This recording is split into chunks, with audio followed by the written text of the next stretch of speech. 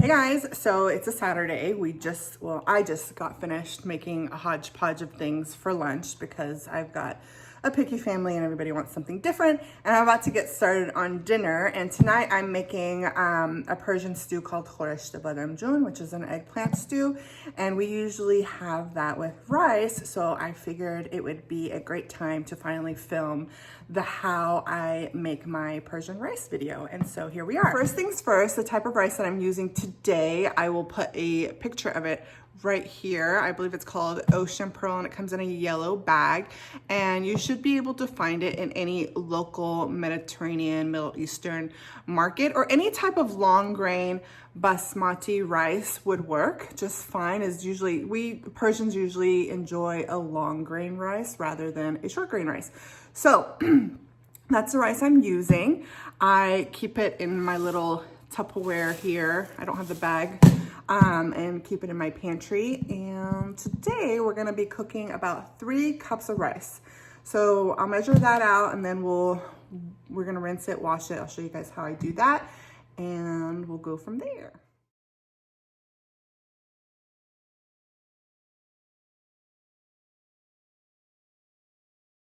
Okay, so after you've measured out your rice, what you would want to do is to rinse it thoroughly. You'll see here, I usually use warm water. You'll see here how the water will turn super, super cloudy. So you want to rinse it as many times as necessary until the water goes clear.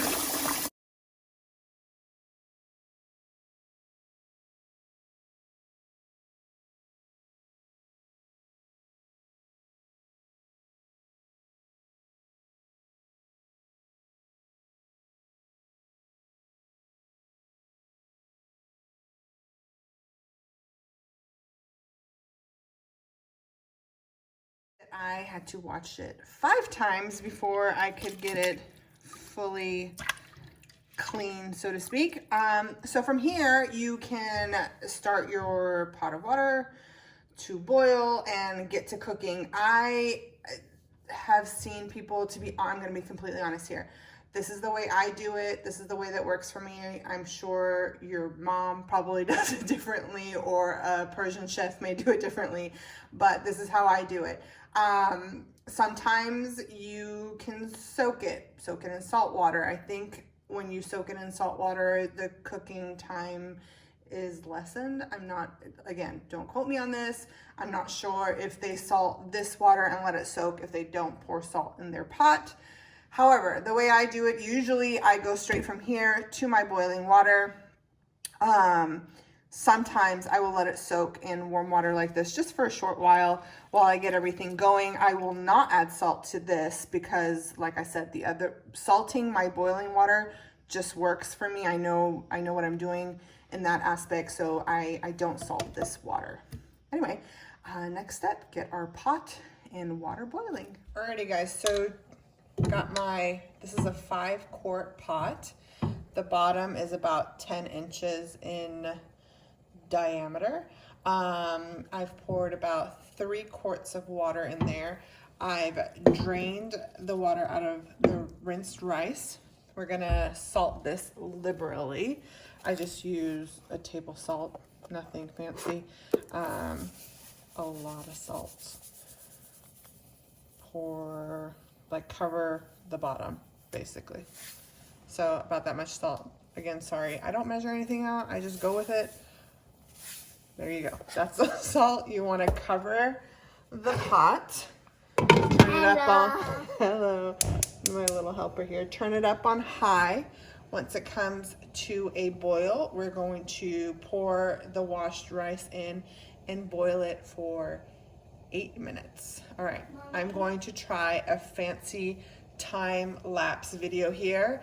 Everybody in the future, please pray for me in the past that this goes well. So, boil the water, pour the rice in, boil for 8 minutes. Here we go.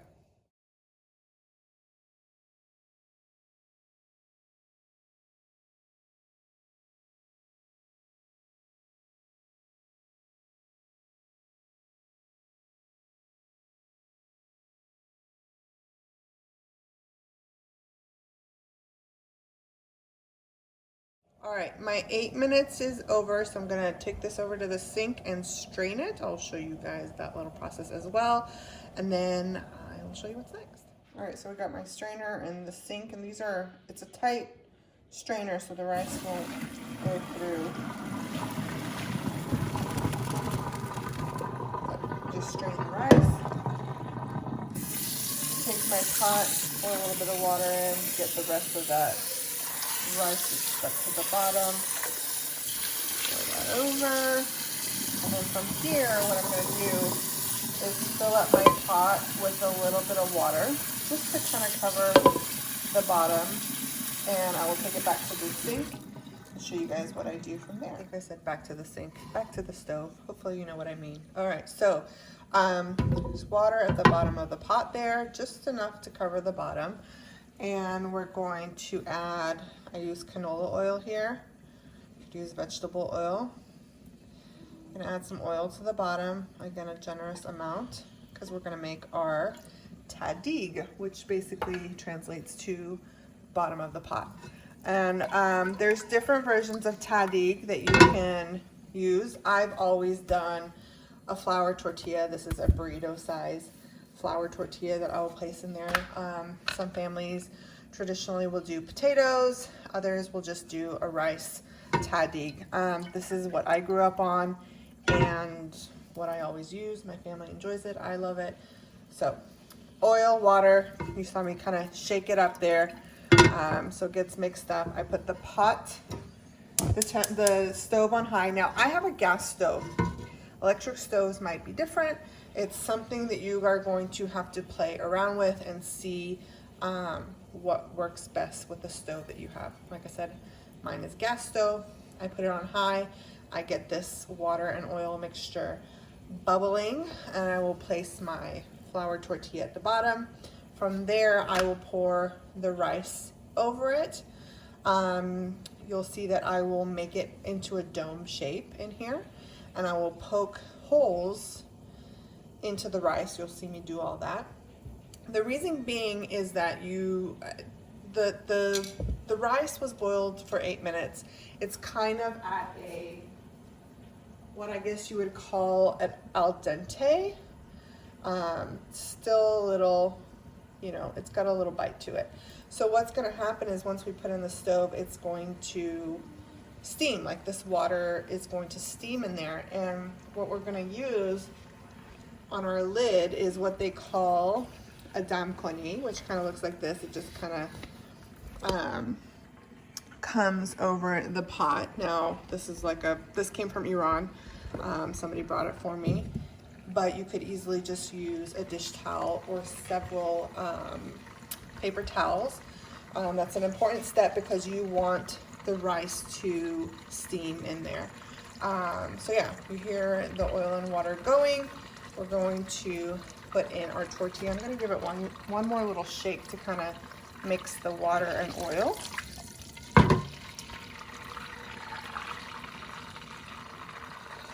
So I put my tortilla in here and I'm letting it you'll see it kind of like bubble up a little bit. Once it's done, it started doing that, then I will pour the rice on top of it.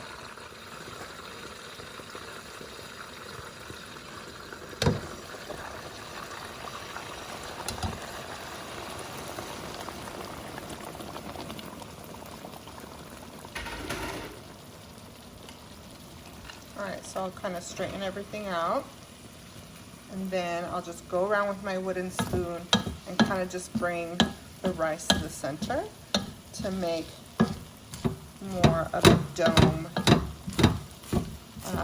shape here.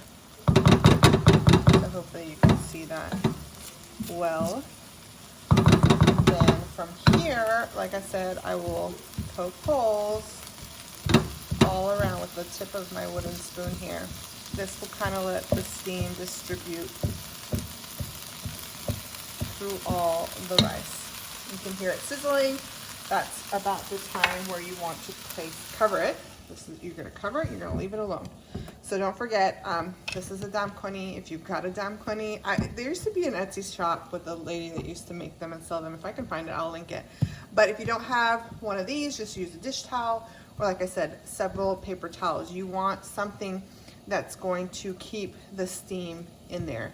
You cover it because you don't want the steam to roll down back into the rice from the top of the pot. Now, this timing that I'm gonna give you is something that I've just figured out over time. It's the temperature's on high right now, and I'm going to let it sizzle like this for 2 minutes. Once the 2 minutes is up, I'm going to reduce the heat to medium, and I'm gonna go for another 2 minutes. Once that 2 minutes is up, I'm gonna turn it down to low, and I'm gonna leave it alone for at least 20 minutes so it can get nice and fluffy. Like I said, I use a gas stove. That's what's worked for me. That's something you might need to play around with to get the hang of. I cook a lot with my nose and my ears. I know that sounds funny, but I've gotten used to like just smelling it out. I can tell when it's ready. So it's kind of hard to give you guys exact directions on this part of it, and it's something you'll probably have to do a little bit of trial and error on. So I got my timer set for 2 minutes, got a minute to go. I will lower the heat to medium, another 2 minutes, then turn it down all the way to low and leave it alone for at least 20 minutes. And then I will come back and I may show you some things that you can check for in between here while this cooks. So I'll see you guys in a little bit. So I'm gonna try to get this close and see if you can hear that. Do you hear it sizzling? I decided now that it's on medium to just go for 1.5 minutes because I don't want to burn that yummy tahdig. So like I said, you gotta kind of use your ears and your nose and trial and error. You hear that? You hear it? Hopefully you guys hear it. But yeah, so we're now on medium and we're gonna go for only 1.5 minutes, and I'm gonna keep my ears. I don't know how much truth there is to this or if this is like an old wives' tale, but one way you can kind of check to see if it's ready is just to kind of wet your hands a little bit and tap it on there, and if it bubbles up like that, then we got good rice. Yeah, again, I don't know how accurate that is, but that's something that I've kind of done in the past. Again, mostly I use my nose, but that's one way. Just tap it with some water. You see how it kind of sizzles? It's got a little, we've got to leave it alone for a little bit longer. Almost there. Time to see how we did. Oh, that's hot. Oh, that's hot. Here we go. Oh, oh, oh. Like my sound effects. All right, so I'm going to straighten this out a little bit. And Navid, Mr. Navid, is going to do the flip for us. So we just take, let me show them. Just take whatever serving platter you're going to use, place it on top, and pray to the gods that it comes out okay. Ta-da! Dun, dun, dun, dun. That's some good rice right there. That's some good rice. You're too close. What are you gonna do? What are you gonna do? Oh, one thing I was gonna mention. I don't pour oil. Like once I put the rice into the pot, like before covering and all that, I don't put oil. Some people I've seen will take like a slotted spoon and just kind of pour oil into, like on top of the rice, or put like little tabs of butter around it. However, I don't do that.